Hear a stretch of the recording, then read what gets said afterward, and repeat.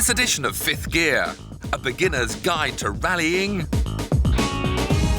a classic BMW, the 635, and how to get off a dodgy parking ticket. If you haven't fallen for one of the 31 lifestyle SUVs currently on sale in Britain, then don't worry about it, because Volvo have just made it 32 with this, the XC90. And yes, those are mountains, and no, we're not going up them. Normally, off-roaders do all the talking for you, in a posh, rich, hard-as-nails type of way. People buy them because they want road presence, a higher driving position, and a move out of my way, you little guy lifestyle. Vulgar, selfish traits expressed in vulgar, selfish vehicles. But Volvo makes safe, friendly, environmentally responsible Swedish cars. Is there suddenly an off-roader which isn't for large back-sided show-offs? Is the XC90 really a Volvo, or is it a fat, in-your-face 4x4? Well, there isn't a planet-bashing V8 on the price list. And even though the six-cylinder petrol isn't particularly economical, there's also a rather frugal 2.5-litre diesel that averages over 30 miles to the gallon. And being Swedish, they've also found a way to make the world a safer place. Currently, large off-roaders wreak havoc when they're in a collision with smaller cars or pedestrians. So Volvo have made the front of the XC90 more absorbent. So if you do hit somebody, or one of those tiny cars, things shouldn't be as catastrophic. Obviously, it'd be better if you didn't hit them, I understand that, but you see what I'm getting at. So that's nice. Oh, and the radiator has a special coating that turns harmful ozone into fresh air. Don't ask me how it does it, but it does. The XC90 also manages to be a real family friend too. It's only 9 centimetres longer than a regular Volvo V70 estate. But get this, you get a large, lovely, flat load space. But the best bit is, it's also a 7-seater. No other off-roader can compete with this. Can you imagine, 5 kids? And Volvo realised that if you're silly enough to have 5 kids, you need an easy-to-use dashboard. So it's all laid out with big, clear, idiot-proof sophistication. Now, the way I see it, 4x4 drivers are failed astronauts. They like to flip switches, check data, make adjustments. And Volvo lets you play spaceman. Plus, it's got the mother and father of all stereos.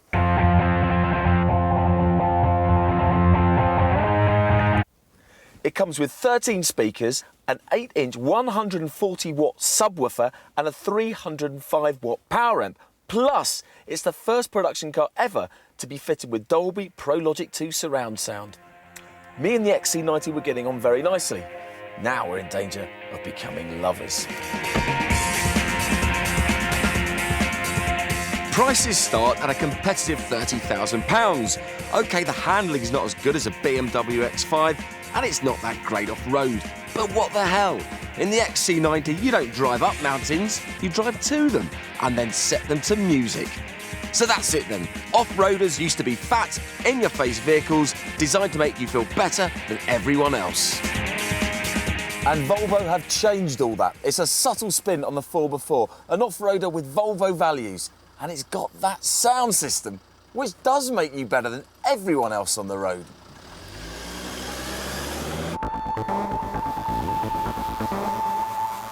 Did you hear the one about the district nurse from Whitstable? She got a parking ticket when she stopped in the high street, which is no big deal, until you realise that she'd only stopped to tend the scene of an accident, and the warden who was issuing the ticket was actually watching her. It makes you mad. And now that more and more authorities up and down the country have put parking enforcement in the hands of private companies, people are getting madder. Rumours of bonuses and quotas are always refuted, but there's a real suspicion that the new breed of privatised traffic warden will stop at nothing to give you a ticket. Take the pharmacy, whose van would regularly get a ticket whilst it was parked up outside a local hospice delivering medical supplies. Sense did win through, eventually, and after a lot of unnecessary toing and froing. In Lambeth, you didn't even have to be naughty to get a ticket. The reason? Wardens would simply pluck registration numbers from legally parked cars and then issue them a ticket in the post. The outcome? Enough people complained and 3 of them got the sack.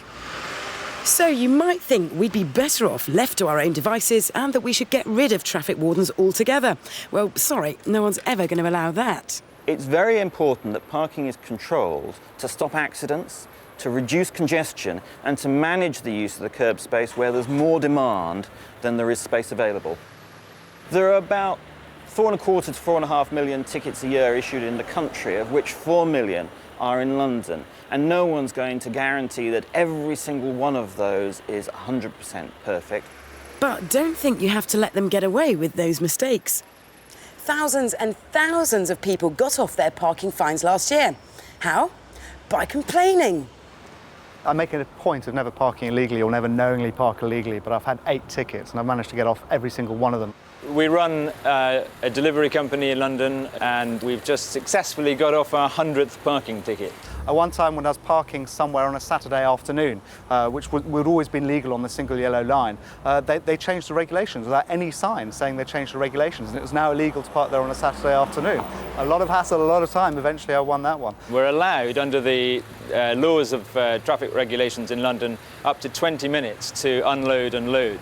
Everybody knows that, all the wardens know that, and yet we turn up and we are not given the benefit of the 20-minute period. Other times when they moved my car from one parking residence bay to another one, I have no idea why they did this. They fined me for it. I still don't know why they do it. They could never tell me. This week, by coincidence, we've had 3, 2 in the same delivery run, one of which was for loading in a loading bay, and as we're a loading company, that struck us as perhaps the ultimate cheek. I parked in a parking bay with one of those stickers you have to stick on the inside, parking permit, and it was a bright, hot, sunny day. The glue melted and it fell down onto the dashboard. It was clearly visible through the windscreen that I had it, but they ticketed me saying it wasn't stuck to the windscreen, it had to be stuck to the windscreen. I ask you, it's insane. Privatisation may have given us some bonkers parking stories, but it has also brought a much more straightforward way to appeal against fines. The key point is not to get fobbed off at the first hurdle. Rumour has it that some local authorities will file your first letter under B for bin. But pester away, write again and demand your case is heard. There's no need for expensive solicitors and courts anymore. Newfangled parking adjudicators do the judgment. It's easy and it's free.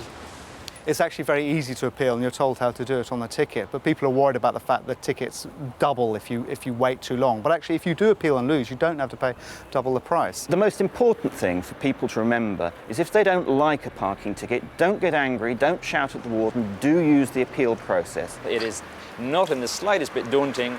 It's a guy sitting on the other side of a desk, you wander in and he will just make a decision within about 5 or 10 minutes. So there you have it. If you've got a ticket and you feel hard done by, you have our full permission to go forth and whinge. Chances are justice will be done.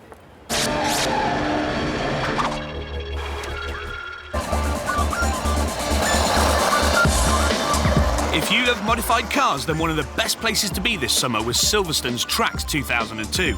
The cars were hot, the women were hotter, and nothing looked like it did when it left the showroom. And it was all a case of the more extreme the better for thousands of car-mad enthusiasts. If you thought modified cars were underground, you'd be wrong. They're very, very overground. And if it's too loud, you're too old. One of the heroes of this world is Britain's top modified car artiste, 27-year-old Jamie Shaw. Now, his company, Charisma, specialises in giving cars the ultimate makeover. And to show just what he can do, he's come up with some extreme show cars of his own. Trouble is, in the modifying world, things move very quickly. And to keep ahead of the game, Jamie's built this, his current pièce de résistance. It is, believe it or not, a TVR Cerbera. Oh, all right then, Cerbera. He's spent 80 grand on this thing, giving it nitrous, 550 brake and 200 mile an hour plus. It's also got a full complement of extra body bits, including a Ferrari F50 style bonnet. But why a TVR? I just wanted to say, look, hold on a second. There is something that is available here that, from a performance point of view, will probably pretty much out-accelerate anything on the road. I mean, it's one of the fastest production cars ever produced. It does 0 to 60 3.9 and 190 with no modifications. And it's affordable to your guy that's got a Skyline GTR, an Evo, an Impreza. You can pick these up nowadays for about 20,000. and it could look like this. What have you got in it? Well, we've got 16 digital gauges that are all made in America specifically for this car. 16? 16 speakers, 4,000 watts of amplification, 5 TV screens, DVD, voice recognition, satellite navigation, Xbox. There's probably only one interior trim panel that was left standard, and all the rest are completely fabricated from scratch. There's 4 cameras with 4 different camera viewing angles that you can record while you're driving along as well. OK, so you make mad cars, but Yeah. where do you come from? What did you used to do? Have you always been a modder or what? No, I used to work as part of a body shop team for Rolls-Royce. Rolls-Royce? Yeah, Rolls-Royce, and I used to have to do an after PDI inspection, and I could normally still find about 2 A4 pages of faults. I mean, with a Rolls-Royce, surprising how bad they can come out the factory. Sorry, Rolls-Royce, for saying that. But yeah, then we used to have to correct that and put that right. So what cars did you start with? Renault 5 GT Turbo, which is classic pocket rocket. We all love a Renault 5 Turbo. And this one could be the best in the world. I think with this particular car, the Renault 5, people can relate to it more because you can go and pick up a base car for sort of £1,000, £1,500 and then work your way each month, you know what I mean, spending a few bits and pieces to eventually getting it to look something like this one. This is probably one of the wackiest interiors we've done, and especially in a Renault 5. Same again as the TVR, 16 speakers. We've only got 3,000 watts of amplification in this one, 4 TV screens, multi-DVD, Dreamcast, VCR and a rear view camera. Theoretical top speed, the gearing with the 19-inch wheels is around about 165, but aerodynamics of a Renault 5 above about 145, 150 gets a little bit worrying. There were lots of Jamie's customers among the Silverstone crowds, and I couldn't help wondering who owned this rather bright-looking Vauxhall. Donna, what the hell have you done? It's so purple. Why is it that colour? It's because it's my favourite colour, so I thought I'd put it on my car as well. I spent about £20,000 on it, including buying the car in the first place. So it's an L-Ridge Corsa GSI. It was completely standard to start with. I have another Corsa that I used to drive to work and back. This is only for shows now. It's your cruise car? Yeah. Whatever you think of them, there's no doubt that Jamie makes cars that get you noticed. I wonder what he'll modify next. I'm hoping for a juiced roller or maybe a slam Ferrari.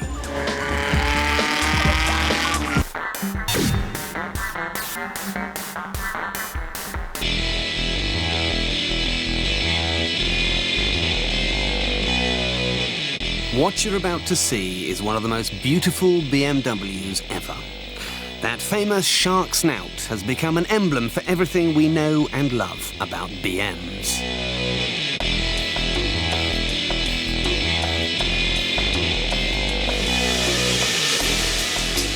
The BMW 6 Series is not quite yet a card-carrying classic, and that's why you can go out today and buy a car as nice as that, with a full history, for around £3,000 to £3,500. I'm now going to spend the next few minutes convincing you to do exactly that. You see, for the money, this has to be the classiest coupe for miles. Just look at this. An interior as stylish as a Manhattan penthouse. Leather, electric Recaro seats, switchable automatic gearbox, trip computer, and hey, 2 figure-hugging back seats. This is a proper 4-seater coupe. It's also a serious driver's car.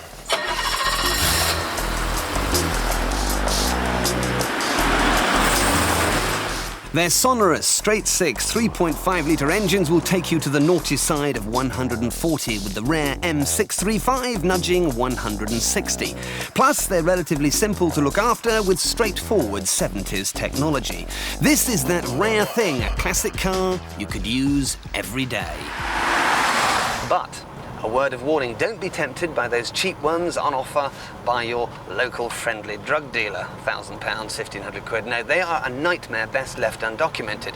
Spend £3,000 to £5,000 on a nice car with a history, and I promise, you won't be sorry.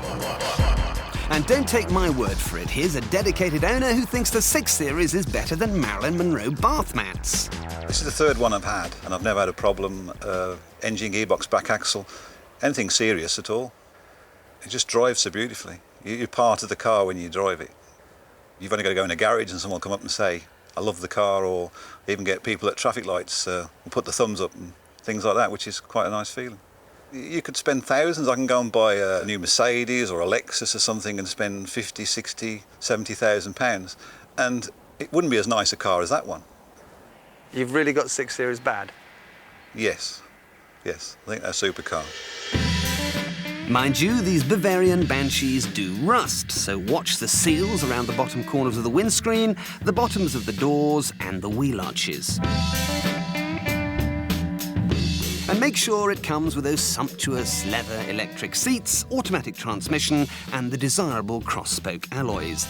Oh, and you will be absolutely amazed just how modern and together they still feel to drive.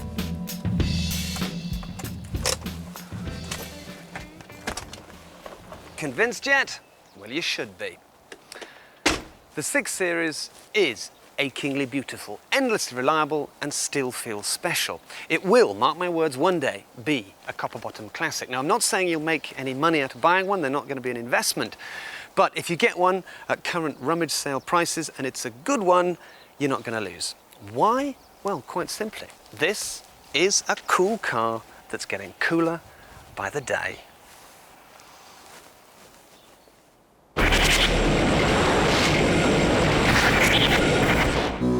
I've raced karts, cars, powerboats, but one thing I've never done is driven a rally car.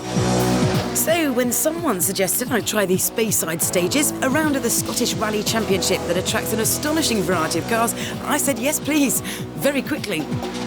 Now, unlike circuit racing, the one biggest difference here is that you need a co-driver, someone who you can trust and totally rely on.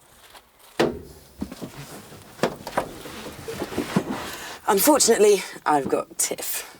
Charming. Mind you, Vicki had a point. I may have driven in a few rallies, but I've never had to tackle all the paraphernalia that goes with co-driving. And to add a bit of pressure, we were in a works-prepared Peugeot 206. No, not a 300 horsepower world rally car like Richard Burns's, but a 150 horsepower front-wheel drive Super Cup car from their Junior One-Make Championship. The Scottish weather wasn't helping my nerves, but neither was it dampening my enthusiasm. Like all competitors, we were allowed to walk the next morning's short opening stage in the centre of Elgin, which gave us a chance to try and make sense of our pace notes. But this is the note, right? Every team had been issued with a standard set of notes which guide you through the stages with a baffling array of numbers and symbols. What I had to do was make sure my leading lady understood them. I've got to say to you, left 5, keep right, over crest, jump, into left 3. And all that happens in those next 10 yards. Oh my God.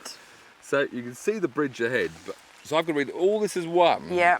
And you step all in. Left 5, keep right, over crest, jump, left 3, opens and tightens, left 8, which is over there. Whiz, man. That is oof. So Okay. if I get it wrong, you've got to remember sometimes that... And, and if I get it wrong, I'm really sorry. Yeah. This is the first bit. Left 5. Next day, the conditions were perfect. So much for my plan to blame any mishaps on the weather. By now, I was only moments away from the start of my first ever rally stage. And in a right old tizzy... That flag, that is the start there. That is it, is it? Oh, my goodness.